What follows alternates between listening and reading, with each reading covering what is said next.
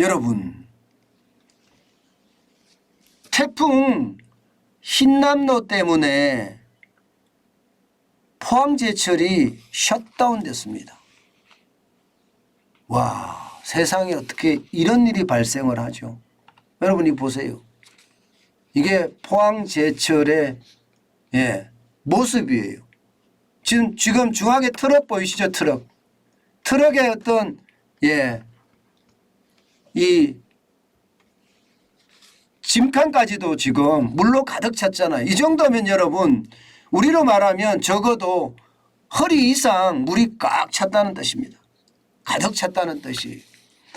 근데 참 이런 걸 보면 너무나 안타깝다는 생각이 들어요. 어떤 생각이 드느냐. 포항제철이면 대한민국에 솔직히 5손가락 안에 들어가는 기업이에요. 5손가락 안에. 어마어마한 큰 기업입니다. 그런데 이게 태풍 흰남노가 이리 온다고 했거든요. 포항을 거쳐서 울릉도 앞바다로 빠져나간다고 이야기까지 나왔습니다. 그리고 아침에 만조 시간하고 겹친다는 이야기도 다 나왔었습니다. 그런데 대한민국에서 굴지의 회사가 이렇게 대비가 없었을까요? 공장이 다 잠겨서 1973년 샘물을 처음 생산한 이후로 셧다운이 처음이래요. 1973년 말입니다. 이게 도대체 저는 이해가 좀 안 돼요. 포항제철 같은 사실 국내에서도 대기업이긴 하지만 굴지의 기업이긴 하지만 세계적으로도 굉장히 굴지의 기업이거든요. 그런데 이런 포항제철이 막혔다는 게 이게 말이 됩니까? 게다가 말입니다. 이게 앞으로 공장을 빨리 돌릴 수도 또 없다고 이야기해요. 지금 한창 복구 작업이 일어나지만 여러분 알다시피 제철소 고로가 불이 꺼지잖아요. 불이 꺼지면 이거 살리는 거 굉장히 어렵습니다. 지금 불씨는 따로 이렇게 보관을 했다고 해요. 불씨는 따로 보관을 했다고 해서 고로가 꺼진 것은 아니다 이렇게 이야기하지만 이게 고로 자체가 심각한 상태의 어떤 손상을 입었다면요. 앞으로 어떻게 될까요? 지금 현재까지는요. 고로 3개 모두 일시적으로 가동 중단 상태다 이렇게 이야기하거든요. 게다가 제품 생산이나 공정을 복구하는 시점도 미정이다 이렇게 얘기해요. 미정. 언제 복구될지 모른다는 거예요. 언제 복구될지. 이렇게 됐을 때 여러분 이 상황이 어떨까요? 저는 굉장히 심각해질 것 같거든요. 왜냐하면 보세요. 조강 생산력이 연 1685만 톤입니다. 국내 조강 생산의 35%를 포항제철소가 담당을 하고 있습니다. 포항제철소가. 생산하는 제품도 열연, 냉연 코일, 후판, 선제 모든 것을 다 생산을 합니다. 그러면 철강이 많이 들어가는 쉽게 말하면 여러분 이게 강판이 많이 들어가는 그런 산업들 어떻게 될까요? 포항제철이 제대로 생산을 못 해내면 아마 타격을 입을 겁니다. 당장 말입니다. 조선용 후판 있죠. 조선용 후판. 이거 지금 현재까지 말입니다.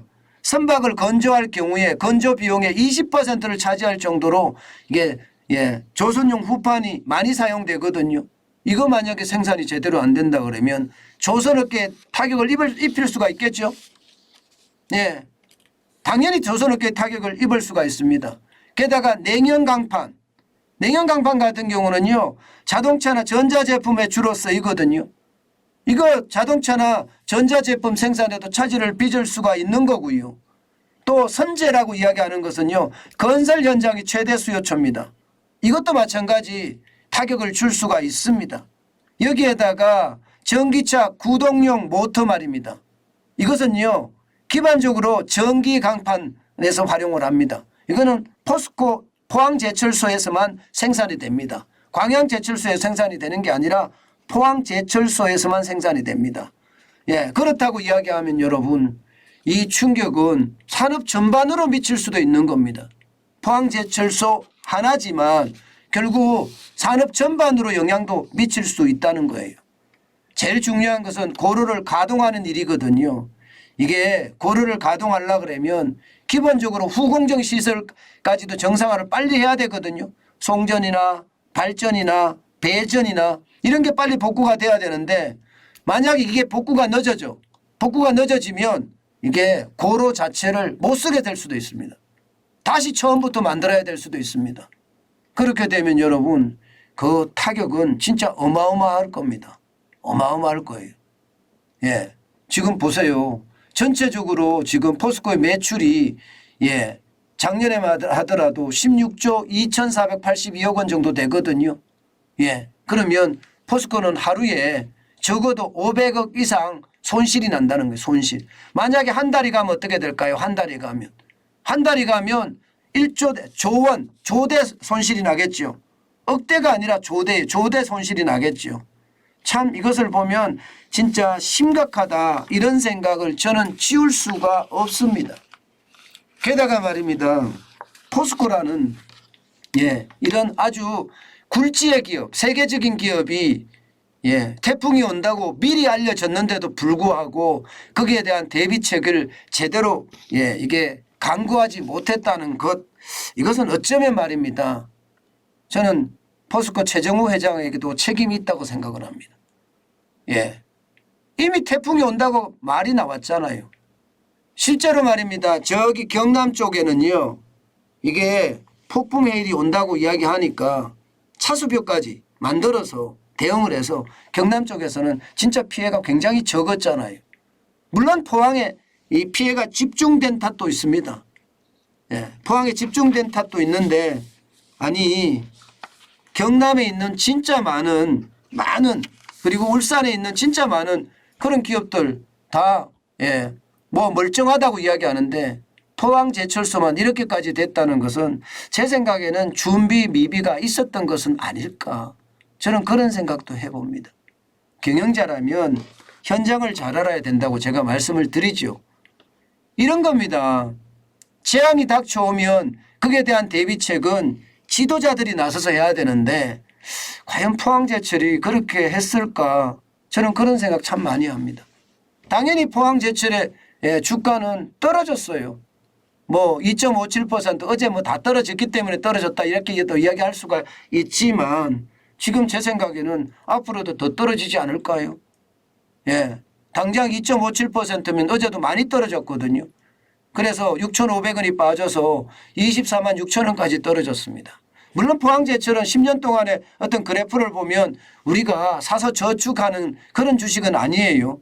이게 사서 저축을 하더라도 저점에 잡아야 되지 고점에서 잡으면 안 되잖아요. 그죠? 지금도 고점은 아니지만 적어도 중점 정도는 됩니다. 중점 정도. 그래서 제가 포스코홀딩스나 포스코는 사는 게 좀 무겁다 말씀드린 것도 그런 이유입니다. 어쨌든 포항제철의 대응이 너무 미숙해서 시장에 어떤 영향까지 주면서 자칫 잘못하면 산업계 전반에도 영향을 미치지 않을까. 그런 생각 저는 해봅니다.